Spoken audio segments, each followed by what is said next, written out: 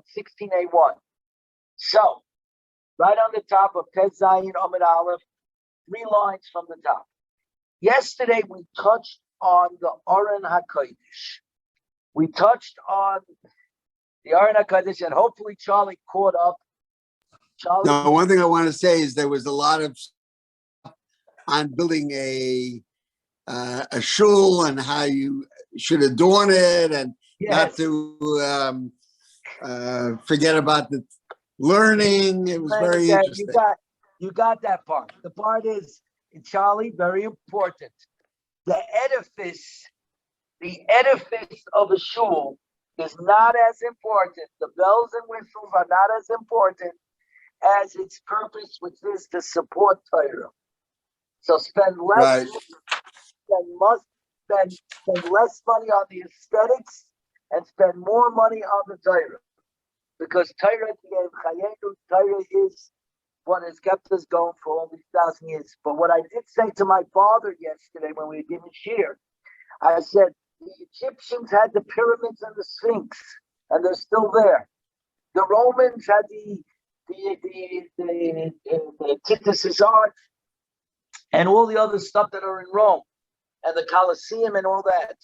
Yet where are they today? They're in the dustbin of history. We Jews have none of that. Yet we have everything. In other words, we have this. We have the Talmud. We've got the learning. The learning is everything. That is everything, and it's what's continued to allow us to be a people. And we're going to touch on it more today, in fact. But in the middle of all of that, we talked about the Aron HaKodesh. And there was an argument whether there is one Aron or 2 Arons. Were there 2 types of Arons, or there was one kind of Aron? And we're going to continue today on the conversation of the Holy Ark. So, 3 lines from the top. 16A1, right-hand column of 16A1. Misha Nignas HaAron. When the Aron was hidden away, Nignas Imoy, the following items were hidden with the Aron HaKodesh. Tzinsenes Hamon, the jar of the Hamon that was inside the Aron. Vitziluch Shemen HaMishcha, the flasks of the oil of which the Kahanim Gedolim and the kings of Israel were anointed. Umakloi shel Aaron uperocha v'sheketa, and the stick of Aaron with its blossoms and almonds. If you remember that Aaron's stick is the stick that blossomed that blossomed like a tree. The argos sheheshivu pelishtim osham l'lekei Yisrael, and the box that the pelishtim sent as an osham, as a guilt offering to the God of Israel. What happened over there? In the days of Eli HaKohen, they took out the Aron to fight the Pelishtim, and amazingly, the Aron HaKodesh was captured by the Pelishtim. And in capturing them, all of a sudden, they got a terrible magefa. They all came down with hemorrhoids and mice, etc. So they ended up going ahead, and they attached 2 cows to a wagon, put the Aron HaKodesh on the wagon, and fashioned 5 golden hemorrhoids and 5 golden mice as a guilt offering to the God of Israel. And then they send the cows home, cows moving. And miraculously, the cows went from Pelishtim all the way back to Klal Yisrael, to the right spot, and returned it. And these were the gifts of the Pelishtim. Me Gazazu, who hid the Aron HaKodesh? Yoshio Genosa. Yoshio did it. Yoshio was 22 years, was nifted 22 years before the Churban Bayis Rishon.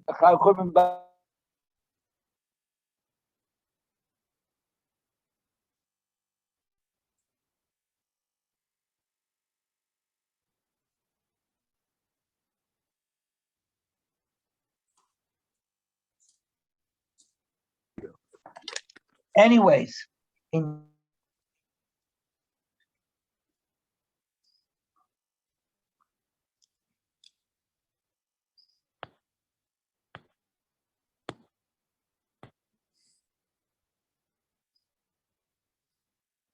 and they brought it in front of Oshio. And when they opened it up, it wasn't rolled up to Bereshis. Charlie, can you hear me? Because I just saw your text. Now, Yeah, now you can hear me? Okay. Just now. You're breaking up again. This is not good. Hold on a second. Jerry, can you hear me? Jerry, can you hear me? We're trying to see. You're getting chopped He's muted. up. No. Okay, I think no. But Jerry just said I'm getting chopped up. Maybe this. Hang on 1 second, everybody. I'm going to check the connection. Hold on. Let me just see. Can you hear me? I'm texting Jerry. Can you hear? I can hear you now. I can hear you now. Okay, good. Okay, so give me a second. I'm going back in. I'm going to go back to. Just give me a second. Okay. Okay.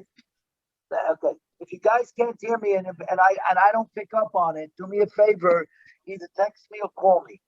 Okay, so here we go. So once again, Yoshio, the situation in Kleisel was terrible. They all forgot how to learn. They forgot Yiddishkeit. Avodah Zarah was going terrible. And in year 18, they decided to fix up the base of English, which is full of Avodah Zarahs. And lo and behold, buried within the base of English, they found the Sefer Torah. Whether it was Moshe's Sefer Torah, who knows? And in it, instead of being rolled up to Pashas Bereshis, it was rolled up to the Teichacha. And here is what it said. Even Shirah Shekosov. Yoilech Hashem itcha ve'esmalkecha shetokim elecha el goy asher lo yadata ata v'avisecha. Hashem will lead you and your king, whom you will set up over yourself, to a nation, bubble, you never knew. We're on 16A2. At that moment, Ahmad Vigogizim. And from that moment, he went and he hit it. And what he did was he realized he got a shock to the system. And what he did then, the great Yoshio, and I say great because nobody ever did tshuva like Yoshio, that he returned and he cleaned out the entire Beis Hamikdash, and he had the whole nation bring korban Pesachs for the first time in years. And he had them read from the Torah all of their bed and reset up the covenant with HaKadosh Baruch Hu, the bris with HaKadosh Baruch Hu. But nonetheless, he did the Aron HaKodesh, because he said, as we're going to see, he said, it's inevitable that the Beis Hamikdash is going to be destroyed, and it was 22 years after his death, because no matter how hard he tried to bring the whole nation to tshuva, couldn't eradicate Avodah Zarah from idol worship from the nation. So Ahmad Begonzai, he rose and he hit it, and that's why it says, and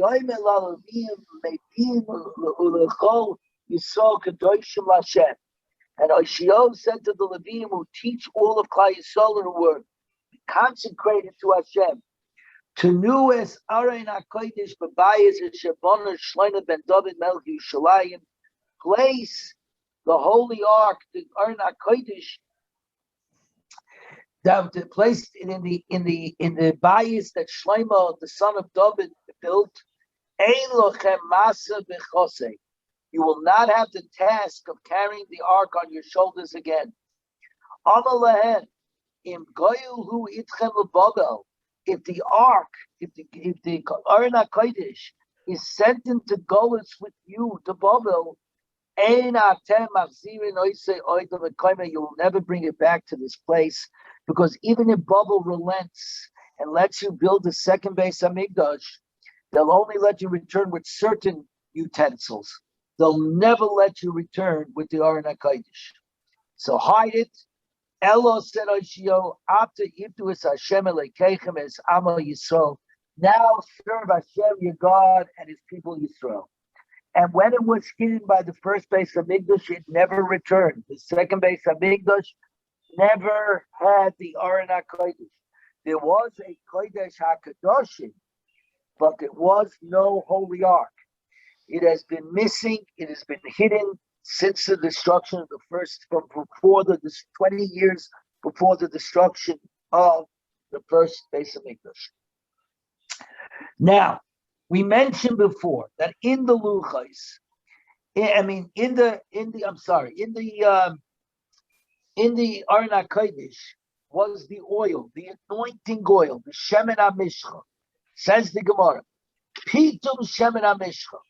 The formulation, first of all, of making the anointed oil is as follows. The pasuk says, "V'ato kach lecha chamisha," what do you call 500 of shemen amar, fragrant cinnamon, half of it 250 of fragrant cane, the kiddush chamisha, 500 of kasa. In other words, shehem ela v'chamish meyos minim. Your total of 1,500 portions of the shemen hamishcha, of the anointing oil. Shemen zayis hin, it's a hin of shemen zayis, shnei masalug, which means it was 12 lugim of olive oil, because a hin equals 12 lugim of olive oil. To buy shulkin ikarid, in which one boils the roots of the 4 spices that make up the shemen hamishcha. Divrei Rameir, Rabbi Yehuda, you don't boil and soak it on your mind. The spices were boiled in water. The nice and shemen al gabeya. Then he removes the roots from the water and he puts oil on the roots. When the oil absorbs the fragrance of the spices, he removed the oil. They would peel off the oil and put it back into the flask.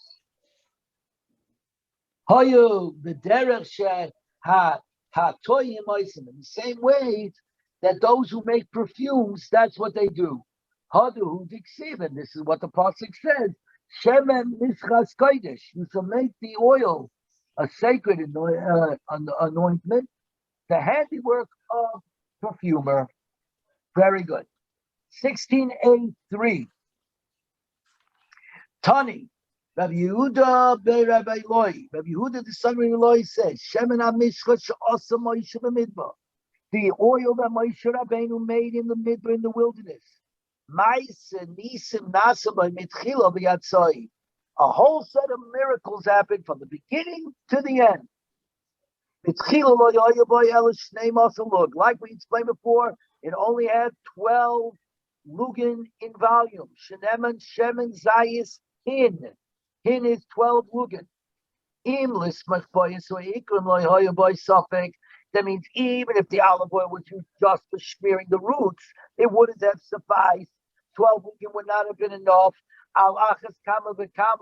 If you needed to boil the roots, because when you set the fire off, the fire would have absorbed some of the oil and the wood, the roots of the spices would have absorbed some more of the oil. The pot would have absorbed some more of the oil. And still, they anointed the Mishkan, and all the vessels were anointed with this oil. The table and all its vessels. The candelabra and its vessels. And from it, Aaron, Aaron and his sons were appointed during all 7 days of the consecration, which was at the end of Chodesh Adar. There was a 7-day celebration until the Chanukah Samishkan on the 1st of Nisan. And in fact, the Hasidim to this day do not say Tachton starting 7 days before Chodesh Nisan because of the Miluim. And future Kahanim and Gedolim and kings were anointed with it, even though theoretically it should have been used up almost immediately. Melech. Now, when we say that, so there's obviously a parallel to Hanukkah. Very much so. Very good. So, in fact, this is and not it's the 7 days and everything. Correct. There is no question about it. Oil, the famous. We all know the thing. And then it says, Zekan Aaron, 2 drips of oil from that anointing oil, from the Shemen HaMishcha, hung from Aaron HaKohen's beard.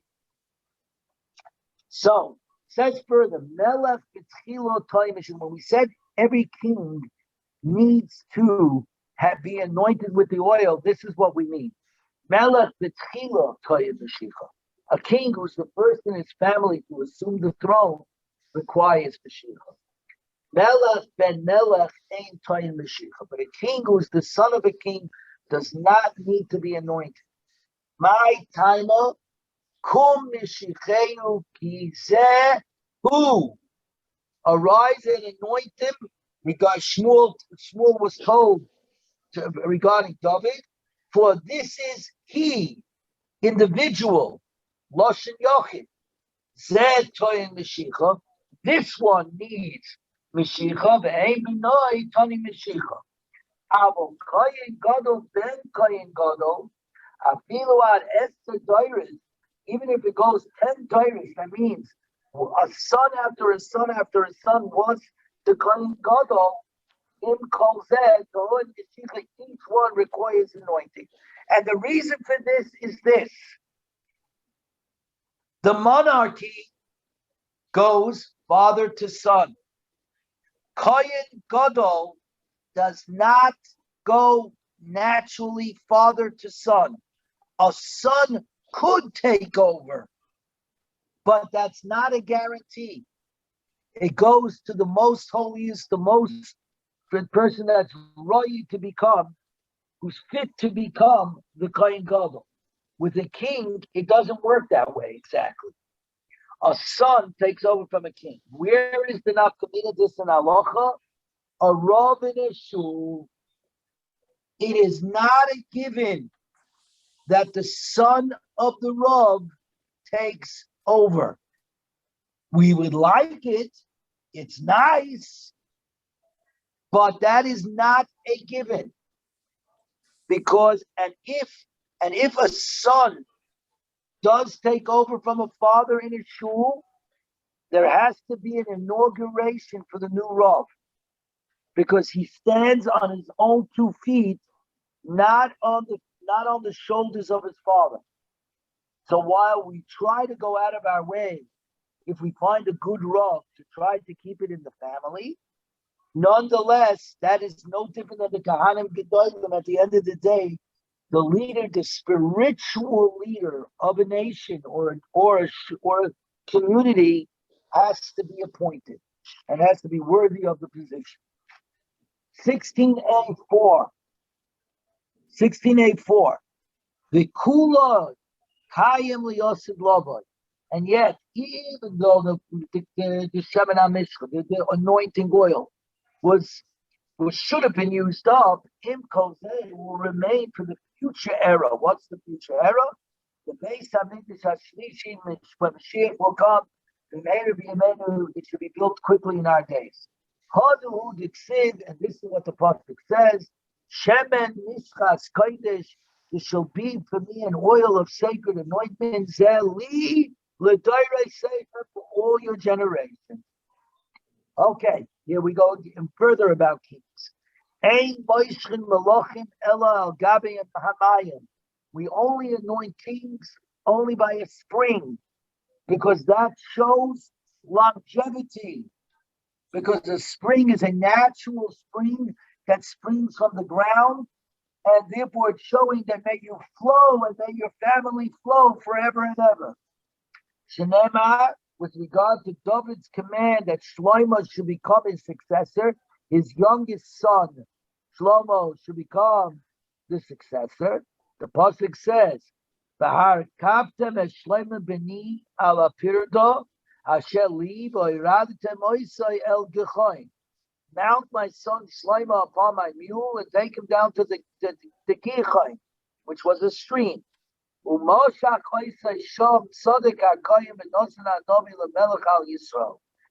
Tzaddik HaKohen and Nosan HaNavi shall anoint him as the king over Yisrael.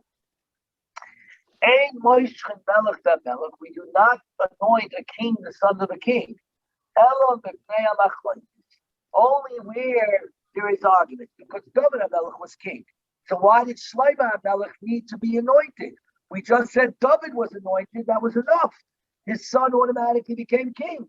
So the reason is where we have machloikis, we require the Shem and Mishkan to make it clear this one is the king and not another son.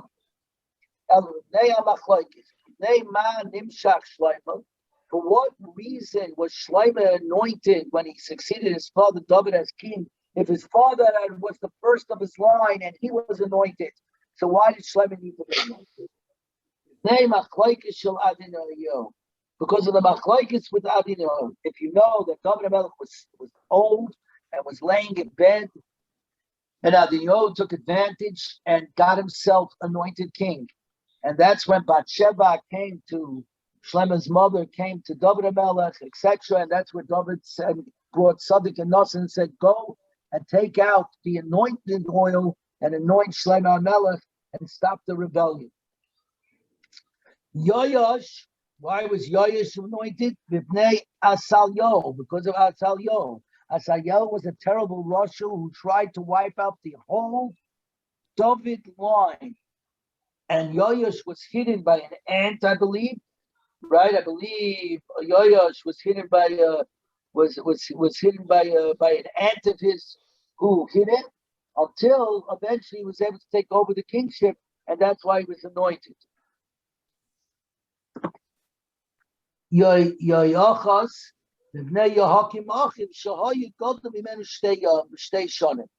because his brother was older than him by 2 years.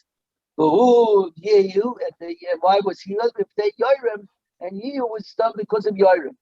In all of these cases, in the case of Yoram, HaKadosh Baruch Hu commanded Elisha that Yoram shouldn't take over from the terrible Achaz, the husband of the Jezebel, right? He said he shouldn't take over, but Yehu should take over. And therefore he needed to go ahead and be Moshe.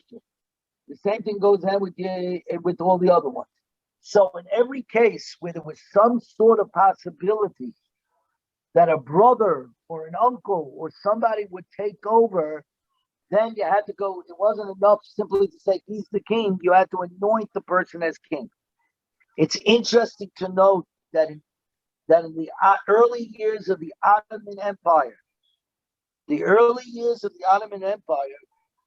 rule was that whoever rose to be sultan had to kill, fratricide, had to kill all of his male relatives, all of his brothers and uncles had to be killed so that there should be no problem controlling the throne.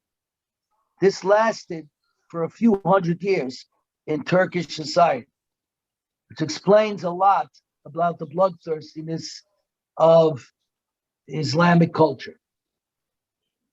Further, says the Gemara. So we solved the problem. We solved the problem by quite simply putting oil. If you take the holy oil, the anointing oil, and put it on the head, that was the big sign, and everybody fell in line. Says the Gemara. Loi kain kosev kum mishicheyu kizehu. Arise and anoint David, for this is he. But the kings of Israel do not require Mashiach, right? Since they do not require Mashiach, therefore using the oil inappropriately would be Me'ilah. So says the Gemara. And further, you said that we anointed Yochaz because his brother was 2 years older than him. 1685. Right? But what it says, below Yoshio Goznai, but didn't Yoshio hide the oil? So how could you even say that there was oil around to go ahead? Remember, Yoshio hid the Aron HaKodesh, and inside the Aron HaKodesh was the Shemen HaMishcha. So how could you say that he was anointed with the oil? Says the Gemara, this comes to tell us that in fact he was anointed with balsam, not with Moshe's oil. In other words, they just did something symbolic. They didn't use the actual oil. We anoint kings only from a horn of oil that is placed in a horn, in the shofar. Okay, it was in the horn of an animal. Shol nimshech min hapach. Shol and Yehu were when they were installed on the throne, were anointed from a flask.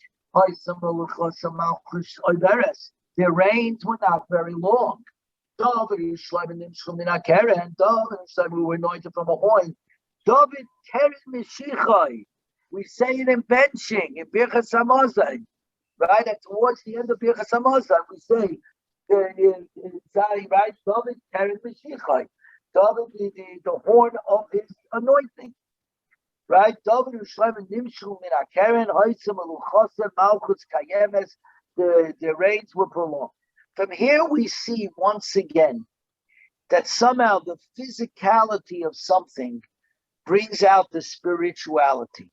A horn is stretched out, meaning that's the same reason why we anoint the king near a spring of water to show that it will be a lachai v'kayim, will live forever. So too, we use a horn in the sense of that it is long, and it is our symbol of blowing for good occasions. We do not anoint kings who are kahanim. Amar Rav Yudah Antun Darya al Shem, because Yosu Shevet mi Yehuda. The skeptic shall not depart from Yehuda. Amar Rav Chia Barado Laman Yarech Yomi Mamlochai Hu Vano B'Kerev Yisrael, so that he will prolong the days over his kingdom, he and his sons in the middle of Yisrael. Maksiv Basrei, and what does it say right after this pasuk? It shall not be for the Kahanim, the Leviim. They will not get a nachla, they will not get an inheritance of land in Eretz Yisrael. Hashem hu nachlosai. Hashem is their inheritance. Now, why is it going out of the place to tell you this? Because when was the Gemara written? The Mishnayos and the Gemara were written towards the end of the Hashmonai kings. The Hashmonai kings in the second Beis Hamikdash and in destruction. And they were, of course, making the point very clear that Kahanim were not meant ever to be kings. There are three branches of government: the Melech, the Kohen Gadol, and the Sanhedrin. Three separate branches of government, and they are not meant to be overlaid. Each one has his own lane. So when the Hashmonaim took over as king, they combined both the secular with the spiritual. To quote Rabbi Sachs on this, Judaism is the religion of protest against power. We do not celebrate power. A king is not our greatest person. The Rebbe is the greatest person. So the spiritual side of things is the greatness. The king is necessary to run the country on a secular basis, not in a religious basis. And this, of course, the founding fathers of the United States took this idea of the three branches of government directly from this idea. The Braisa taught that Yehochaz succeeded his father Yoshiyahu as king. And the pasuk and the Gemara, there's another pasuk that says the sons of Yoshiyahu. The first son was Yochanan, the second son was Yehoakim, the third son Tzidkiyahu HaMelech, and the fourth one was Shalom. Amar of Yochanan and Amar Rebbe Yochanan, who Yochanan, who Yochaz. Yochanan is Yochaz. There are two names of the same person. Yochanan is the Bechar, and not. But if Yochanan was Yochaz, it would mean that Yochaz was the oldest son. Before we had a Bryce that said he was 2 years younger. So after the Gemara Bechar Malchus, it means he was the first for kingship. He was the first to become king after Yoshiyahu before his brother. Amar Rabbi Yochanan, Who Shalom, who Tzidkiyo. Tzidkiyo is Shalom. Shalem. Shalem. Sorry. Thank you, Daddy. Say, Naksiv, Hashlishi, Tzidkiyo, Aravi, Shalom. It's actually Shalom. Okay, Shalom. Shalom. Right. So the thing is Tzidkiyo and the fourth is Shalom. What? So that means Tzidkiyo was the third son and Shalom was the fourth son. Says the Gemara, the third of the sons, Tzidkiyo, Shalom was Yoshio's third son, Revi Malchus. But in fact, he took over the kingship from Yoshio. He was the fourth king, and in fact, Chizkiyo was the last of our kings. He was the last. He was appointed by Nebuchadnezzar. Correct. When Yochanan was taken into captivity. And he's the last king. And he's the last of the Jewish kings.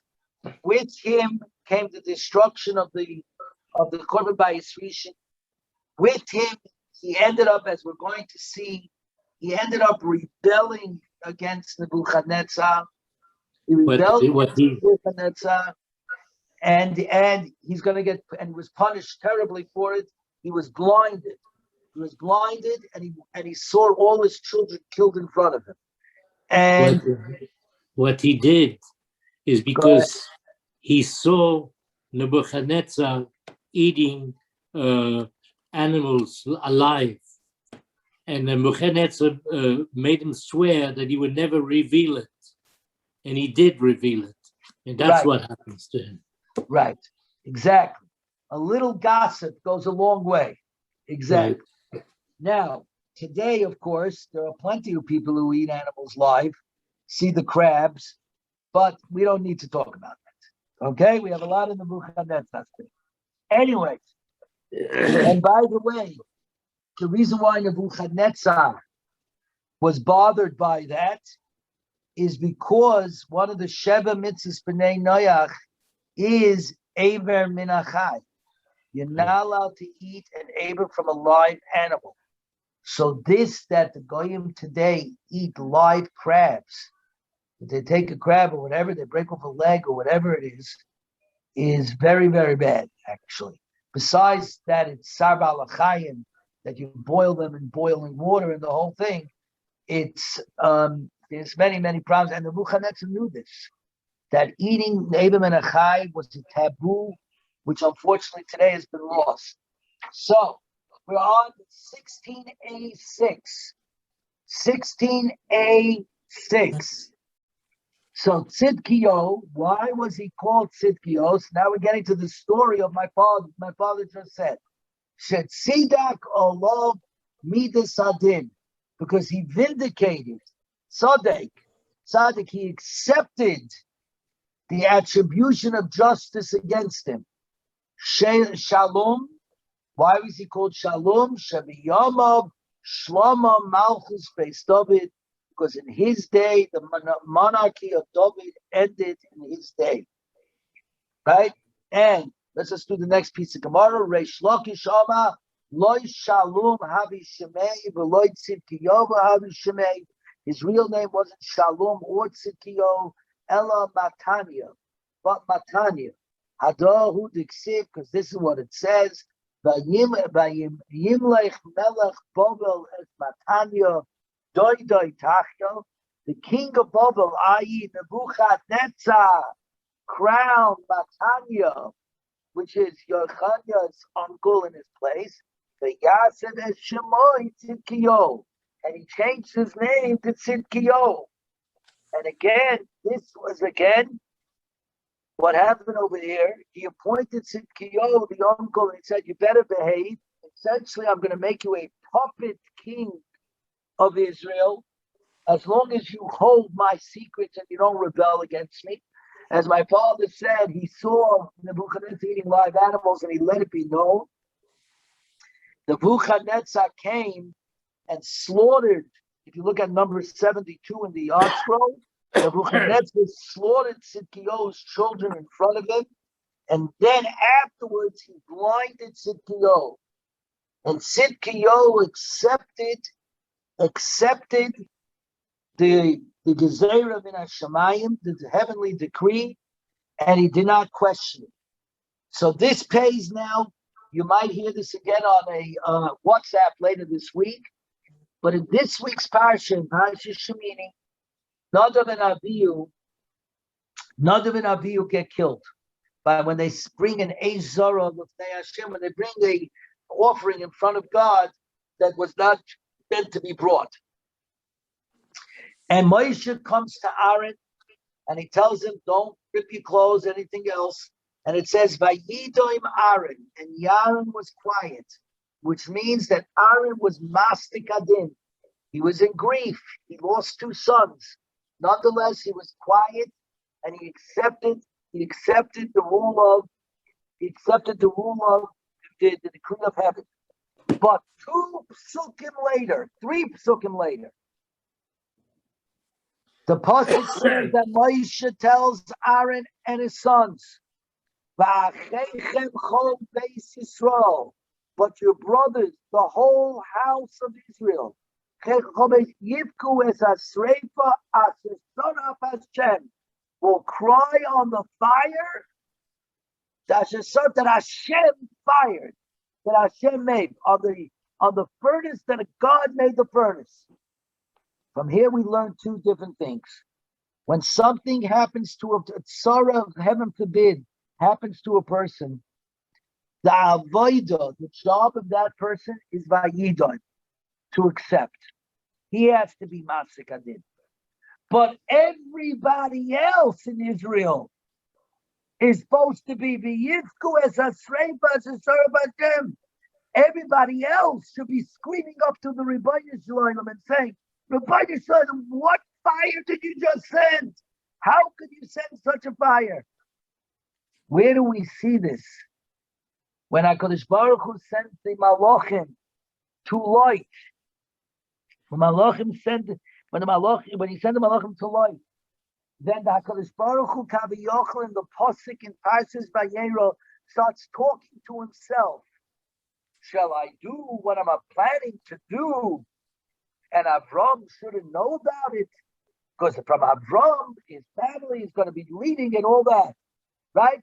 I'm going to be teaching him about tzedakah u'mishpat, to do justice and righteousness in his children. In other words, he was talking out loud so that Avram Avinu would ask him, what's going on? So HaKadosh Baruch Hu tells him, I'm going to go destroy Sodom. Avram Avinu then tells the Rebbeinu Shalom, HaShoifei kol ha'aretz lo ya'aseh mishpat, the judge of the world shall not do justice. Which, if you look at the pasuk, you realize it's exactly what HaKadosh Baruch Hu wanted Avraham Avinu to say to him. He didn't want Avraham Avinu to accept that he's going to destroy Sodom. He wanted him to come after him. How could you do it? And then they made a deal. If you could find 10 righteous people, so on and so forth. You see this again in Eoy by Job. Terrible things happen to Eoy. His friends come to him. He starts complaining. So his friends go, oh, well, you probably did an Aveira. HaKadosh Baruch Hu is punishing you. And you can imagine, Eoy lets him have it and says, no, I didn't do any Aveiras. This is unfair. The whole thing. The second to last perek in Eoy, HaKadosh Baruch Hu comes to the friends and says, you're wrong and Eoy was right. Your job isn't to tell Eoy, well, Hashem, you probably did an Aveira and Hashem did it. Who are you to explain my actions, says Hashem? Your job is to have empathy.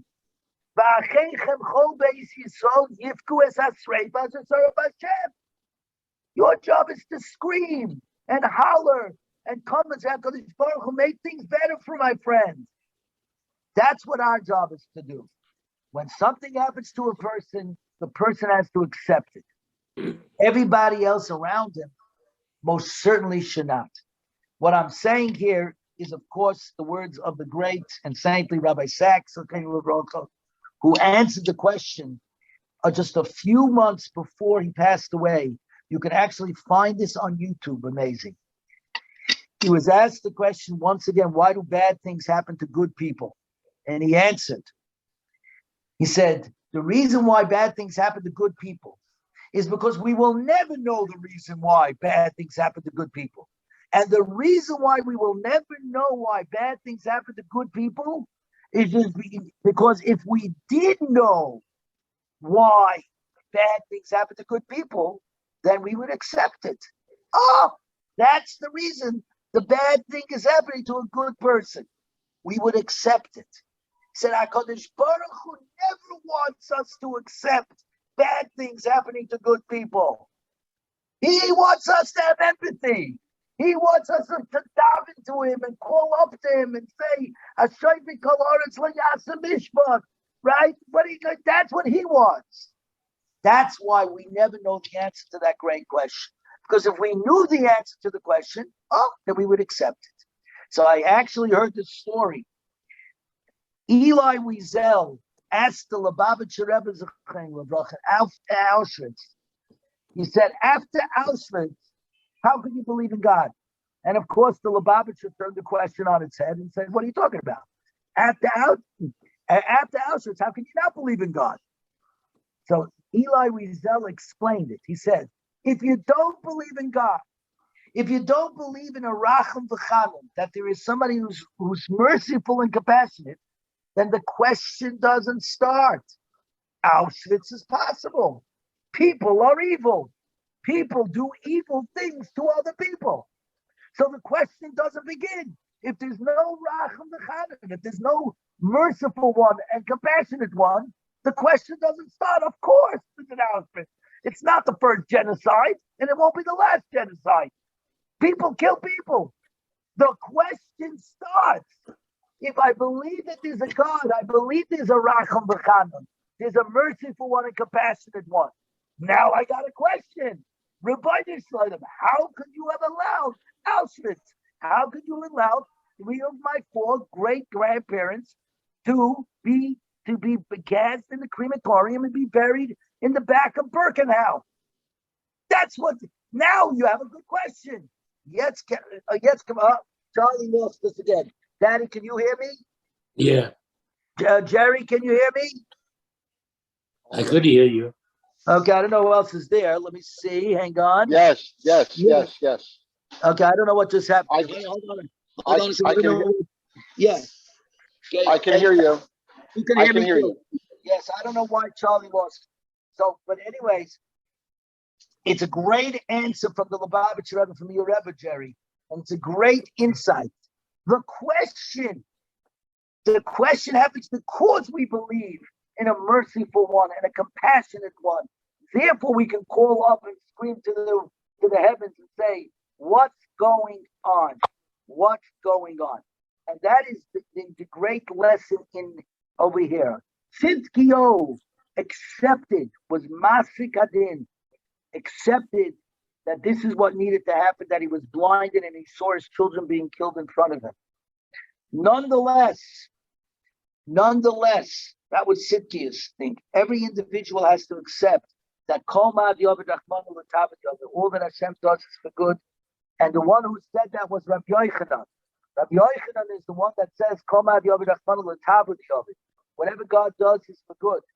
That's the same Rabbi Yochanan that lost 10 sons and walked around with the small bone of his 10th son in his pocket. So don't think that Rabbi Yochanan just simply said it. He suffered. He lost 10 sons. He walked around with a bone in his pocket of his 10th son. He said, nonetheless, come on, that's why you have to say, Dayanu Emes. You have to thank HaKadosh Baruch Hu ala tov ala ra. Or to put it this way, the holy close of the Rebbe is afraid lost 11 children in the war. And yet, what did he say to the Rebbe on the death march? That if you let me live, I will, and I survive, I will do everything I can to build a hospital to bring new babies into the world. And today we have Laniado Hospital, to which he brought the Kodesh Kadosh, and he went ahead and rebuilt and had 7 others, and he had a whole bunch of other children, 2 sons and about 5 daughters. Again, so that's what he do. Jews put one foot in front of the other, but the rest of us are not supposed to be not empathetic. Our job is to be empathetic. Anyways, let's go a little further. Now we're going back to the Aron HaKodesh. Here's the question. What is an Amma? We all know that Amma is the basic measurement. There were 3 kinds of Ammas. There were either a 5 tefach Amma, that means 5 fists that equal an Amma. It's either 6 fists equal an Amma, or it was 6.5 fists that equal an Amma. So, Amar Rav Yochanan, the Amma shall shisha tevachim Aron The Aron HaKodesh was made with an Amma of 6 tevachim. Anton of Amma shall shisha tevachim. Who's the town that teaches that Aron HaKodesh was made with Ammas of 6 tevachim? Rabbi, it's that Rabbi Yomi. Call Ammas like the baby noinus. All the Ammas with the middle type of Ammas, not 5 tefach Ammas, not 6.5 tefach Ammas, but 6 tefach Ammas. Rabbi Yehuda, the Ammas of the Shisha. You're right. The Ammas of the opinion of the actual structure was 6 tefachim. Shekalim chamisha, but of the Amma of the utensils measured 5 tefachim. Let's talk about Rabbi first. How down is the Rabbi? According to Rabbi, 2 of the Amma shall tefach by Aron. He's the one who says that the Aron HaKodesh was filled with Ammas of 6 tefachim.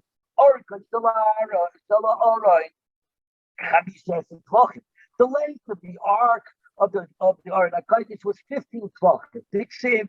The pasuk says it straight out. Ammas sign the chetzi arkai. 2.5 Ammas is its length. Amsa ashiso. So if I tell you that an Amma is 6 tefachim, v'amsa ashiso, and the second Amma is also 6 tefachim. 6 and 6 is 12. And what's half of 12? And what's half of what's half of 1 Amma? Upalkas Amma Tulasa. And half of 1 Amma is 3. So we've got 15 tefachim. Now, and there were 4 luchais, there were 4 tablets. I'm going to use the word tablets. Picture our luchais, right? Either rounded or squared off. It comes in 2. So it goes like this: Shnayim shleimim, shleim shmorim. 2 intact, 2 broken. Diksiv asher shivarto v'samta ba'aron. Take the first luchas that you broke, and you should put them in the Aron HaKodesh. Haluchas hayu kol echad v'echad arku shisha tefachim. Each of the tablets of the luchas was 6 tefachim long. Rach by Shaloisha, and 3 tefachim wide, 6 by 3. The same rachba shall shluchais ka'archei shalaray. Put the width of the 4 luchais, which is 12 tefachim, 3, 6, 9, 12, parallel to the 15 tefach length of the Aron. Nisha sham shalosh tefachim, and therefore there remains within it 3 tefachim, because again we said according to Rameya, the length of the Aron HaKodesh was 15 tefachim.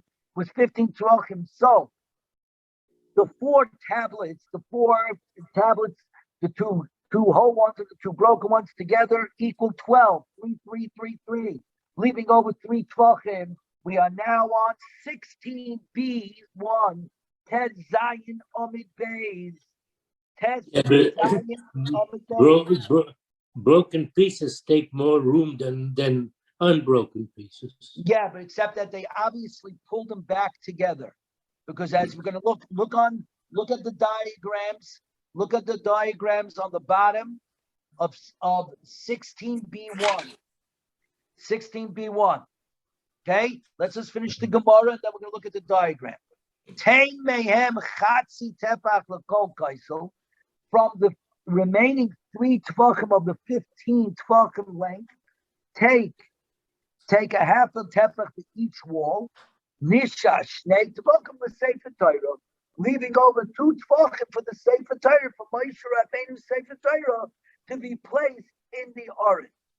So essentially, if you look on the bottom of number 1, you see that there were 5 compartments, 4 compartments of 3 tefachim each, tablet, equaling 12, 2 tefachim for the Torah scroll, that's 14, and each of the walls were a half a tefach.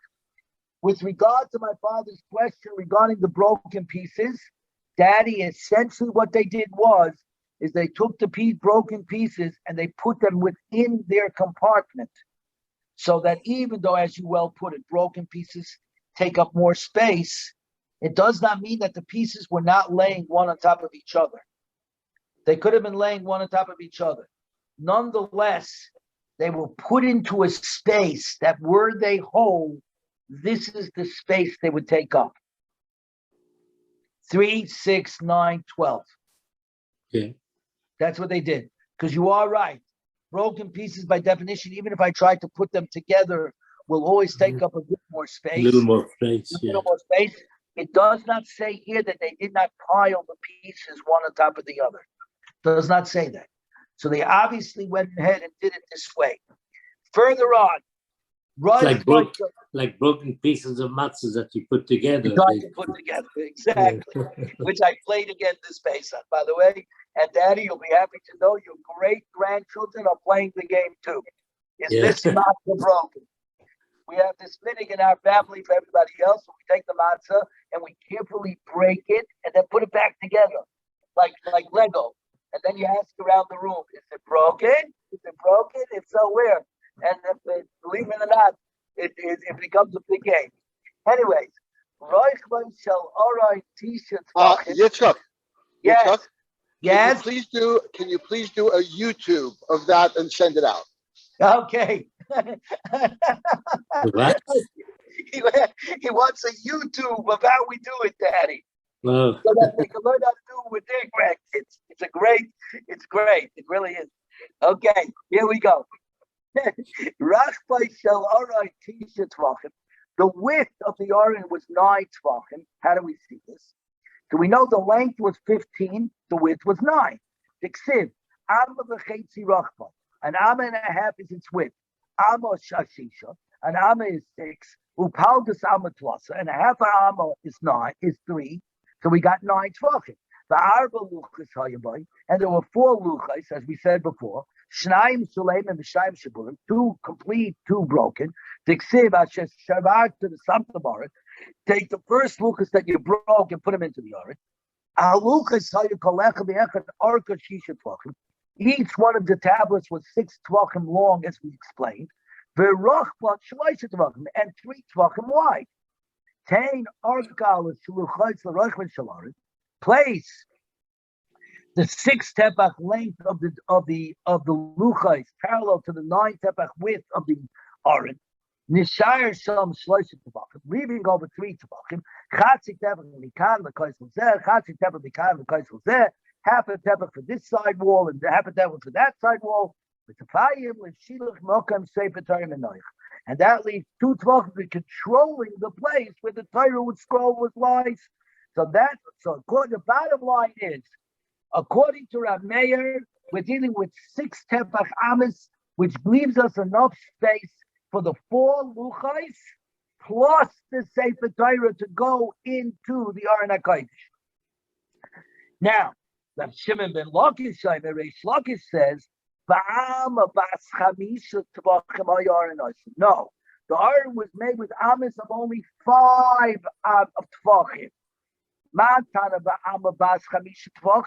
Who's the Tana that says that the Aron HaKodesh was made with amas that are only 5 tefachim, not 6? Rabbi Yehuda. Tanina, because we learned Tanina Tama, we learned Rabbi Yehuda Amma Abinyan Shisha. The Amma of the actual structure of the Beis HaMikdash measured 6 tefachim. Shalakalim Chamisha. But the Kalim equaled 5 tefachim.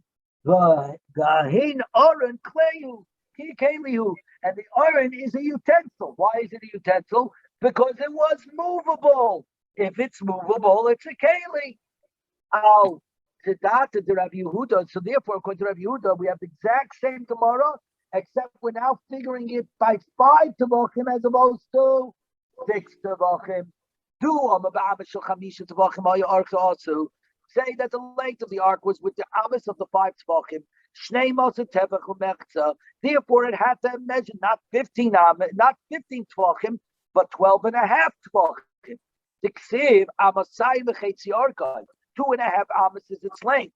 Amsa chamisha. 5 tvachim. 1 am is 5 tvachim. 1 am is 5 tvachim. That's 10 tvachim. Palgus amsa. What's the half of a 5? What's the half of 5? 2.5. Treo palik. So therefore, you end up with 12 and a half tvachim.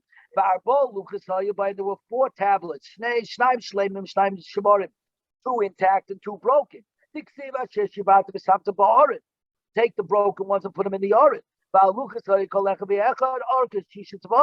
And each one of the luchas was 6 tvachim long, and 3 tvachim wide. Put the width of the 4 tablets, i.e. 3, 6, 9, 12 tvachim along the 12 and a half tefach length of the arid. And there remained therefore only a half a tefach, because he used up all 12 of the space for the 4 luchais. So therefore you only have a quarter of a tefach for one wall, and you only have a quarter of a finger for the other wall. Further, let's go the other way. The width of the aron is 7.5 tefachim, the same thing. Diksiv, amma v'chetzi rachbai, and amma and a half is its width. Amsa chamisha, and amma is 5 tvachim long, according to him, not 6. Upalgas amsa trei pelik, and half of 5 is 2.5, equaling 7.5 tvachim in the width. Va'arba luchas hayibah, and there were 4 luchas, 9 shleimim, 9 shemarim, 2 complete, 2 broken. Diksiv ashishibatim santa bar. The first luchas that you broke, you shall put in the yard. 16b2, 16b2.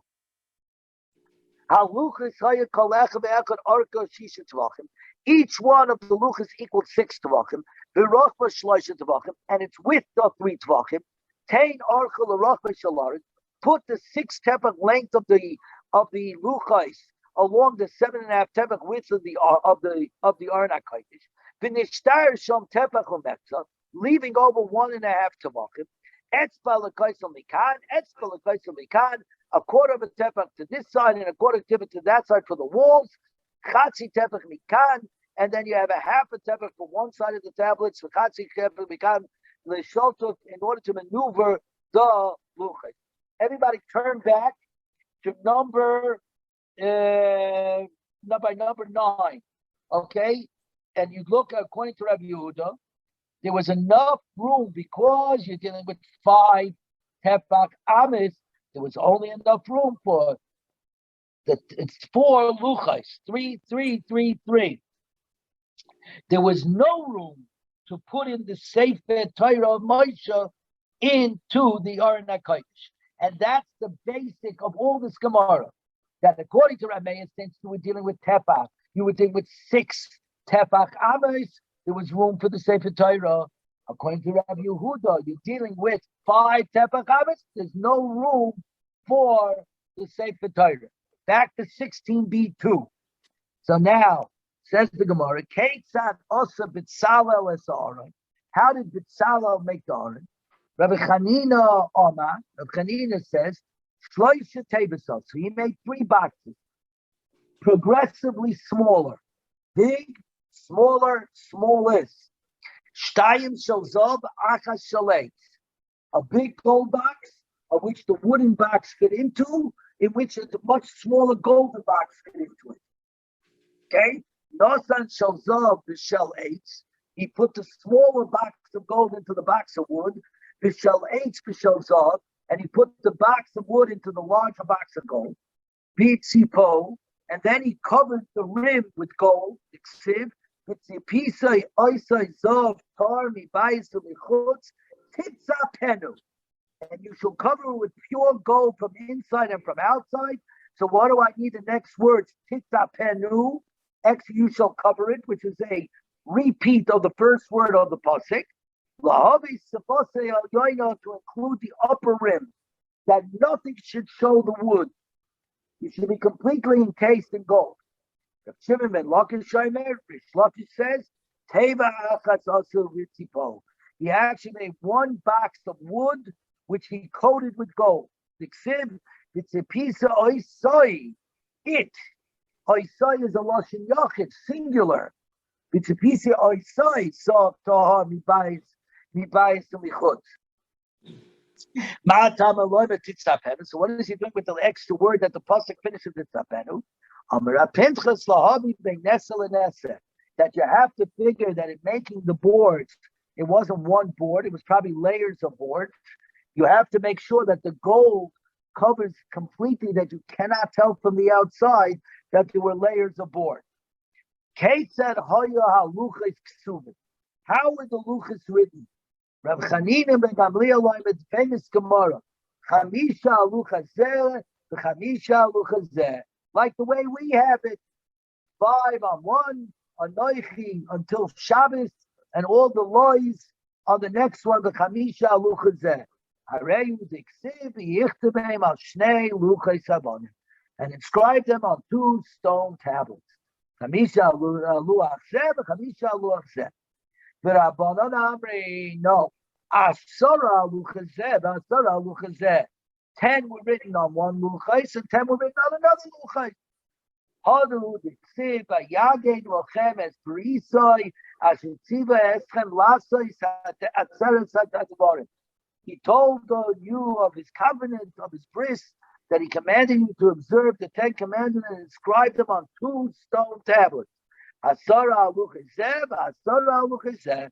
That means 10 on this tablet and 10 on this tablet. In other words, you make 2 copies of the entire Aseret Sadibros. So we've got 20. We got 2 copies. Shimon ben Yochanan Omer, Eser Maluchim said 20 on one, the Eser Maluchim said 20 on the other, 40.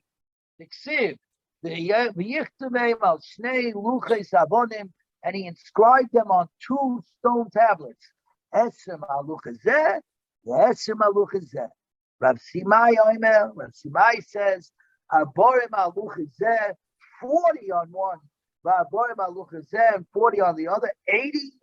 Tiksiv mizeh umizeh heim kisuvim mat roino. That is 4.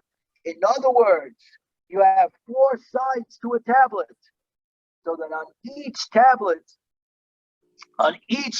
you had 20 on one side and 20 on the other side, times 2 tablets equals 80 times that it was mentioned. Chananya ben Achai Rabbi Shua Omer, Chananya the son of Achai says, Bein kol tibu b'tibu, between each command, diduke oisi esel shel Torah, the details and the letters of the Torah, i.e. all of Torah shel Baal Peh, was written between each and every commandment of the luchas, because the Torah shel B'Ksav and the Torah shel Baal Peh, the written Torah and the oral Torah, were given simultaneously, and as the Mefarshim and the Rishonim and Achronim explain, everything was written there. Every chiddush, every new thought, every halacha was written in between each one of the Aseret Sadibros, because in the Aseret Sadibros, if one really knows how to learn, one can find that every one of the Taryag mitzvahs are found within the 10 commandments.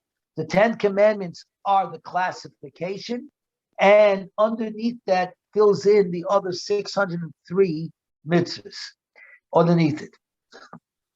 Tiksiv, because it says mimuloyim b'Tarshish, filled in the matter of Tarshish. Tarshish is the Mediterranean. Kiyama Rabo, like full as the Great Sea, the Mediterranean. Reb Shimon ben Lakish, Kara Yamasne Hoden Karya. Reb Shimon ben Lakish would teach this pasuk. He would say, Yofa Lamadani Lamdani Chananya ben Achi Reb Yeshua. Hananiah ben Yeshua's brother taught me this beautiful thing. Just like the sea. Ben Gal Godel and Gal Godel, between one big wave and another wave. Gal and Ketanim, there are plenty of small waves. Kach ben Kol Dibur v'Dibur, between every word, every commandment and the next commandment. It says so Torah, there appear the details, the letters of the Torah. Other Ratan Chuma. Is Kasha Kameder of Pinchas. I raised the following difficulty in front of Rav Pinchas. Asi Rav Yehuda. The pasuk seems to go according to Rav Yehuda about the 5 tefach amis, Asi Rameya, not like Rameya and the 6 tefach amis that allowed us to put the Sefer Torah in the luchais. My Talmud Rav Yehuda. What's the Talmud Rav Yehuda that he says it's a 5 tefach amo? Take this book of the Torah, the Samtim Oisai, and place it mitzad ha'aron b'riyas Hashem, on the side of the aron. Al datit Rabbi Yehuda duama. Heichen oya Sefer Torah nasan. Where was the Sefer Torah placed?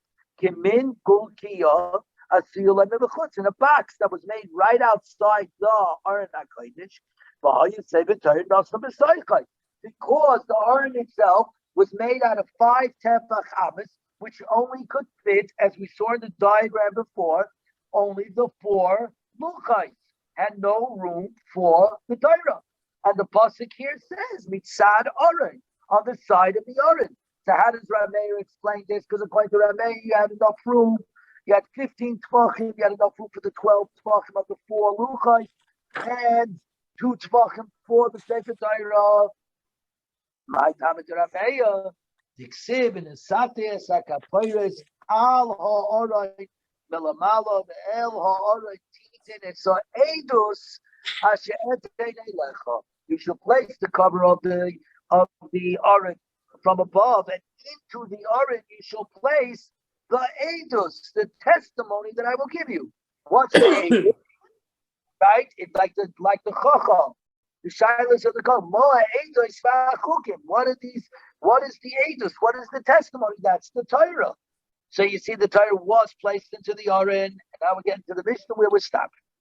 Says the Gemara, to Rabbi Yehuda. According to Rabbi Yehuda, to Oma ein muktim umocha b'Torah. There's no sequential running of the Torah, even within one pasuk. Even in one pasuk, it doesn't mean it's sequential. Ella, the El ha'aray titin es ha'edus asher etein elecha. Into the ark shall you place the testimony that I will give you. Then say the first part of the pasuk. And then you shall place the cover of the aron from above. Pinchas b'shem Rav Shimon ben Lakish. This is an extraordinarily famous Gemara. HaTorah shenosan lo HaKadosh Baruch Hu l'Moshe. The Torah that HaKadosh Baruch Hu gave to Moshe. Nitten lo eish levena charusa be'eish sechayra. Was given to him as white fire, inscribed with black fire. He eish, the Torah is fire. Muvelas be'eish, mixed with fire. Chatzuva me'eish, honed with fire. Unesuna me'eish, and given from fire. Diksiv me'yeminoi eish dos lamai. From his right hand he shall present the fire of Torah to them. We say regarding Torah, their mitzvah v'Torah are. The candle is the mitzvah, and the Torah is the light. And the reason what we're saying here is, fire in and of itself has no mamoshos. It's ethereal. It had to be taught to us by the Rabbanim Shalom HaMatzah Shabbos, because by itself, guys, can you hear me? Because Charlie lost me again. Yeah, I hear you. Jerry, do you hear me? I'm going to assume you hear me. Charlie, can you hear me? Yes. Okay. So, just You to may have left. Right. Very good. Just the last thing here. We had to be taught on Motzei Shabbos about fire because by itself we do not know fire. You don't see fire. You have to take two rocks and bang it together to create a spark. You have to take something from the ear, the combustion in the ear, to create fire. Fire itself, but people cannot live without fire. Fire is a staple of life. We warm ourselves to it. We cook with it. It is everything. But like anything else, if you're not careful, it can burn everything. The Torah Kedosha, in and of itself, we just sat and learned today for an hour and 15 minutes. You explained this to a guy. What did you just do for an hour and 15 minutes? You talked about a box, an Aron HaKodesh that hasn't been seen in over 3,000 years. That's been missing since the Churban Bayis Rishon. What did you gain from this? How much time did you all put in to learn this? And we argued with this. Well, according to Charlie, I'm frozen. Am I frozen? Hold on. Daddy, I'm frozen? Oh, yeah. No, you're not frozen. I'm not frozen. Okay. I don't know. It's okay. I'm going to back up a little bit. Maybe that's a little better. You try to explain to anybody else, what are we doing here? Fire doesn't have a mamash, but you can't live without it. And that's this, and this ending of the Gemara is really what the Gemara yesterday said. That building beautiful edifices, beautiful shuls, and all that is very nice, but not at the expense of Torah learning. Because Torah learning is ki hem chayenu, it is our lives. The reason why we've survived the last 2,000 years of the Golas is not because we daven in beautiful shuls, because mostly we didn't daven in little shuls, we daven in little basements hiding. It's because we kept the Torah alive, we've kept the Aron HaKodesh alive, we've kept the Beis HaMikdash alive, we've kept Shekalim alive. Which means that while we may not have it today, we have it today. It's as alive today as it was tomorrow. If Mashiach, with God's help, comes today or tomorrow, we won't be lost. It won't be a complete loss. We'll have some idea of how things are going to run because we've been preparing for it, because we haven't stopped learning it. And that is our lives. And with it, Memela, we have been in ashpa on the entire, certainly, Western world and its way of thinking and reality of even the Eastern world. Anyways, everybody, very good. We finished the daf. We're up to Allah Chabay.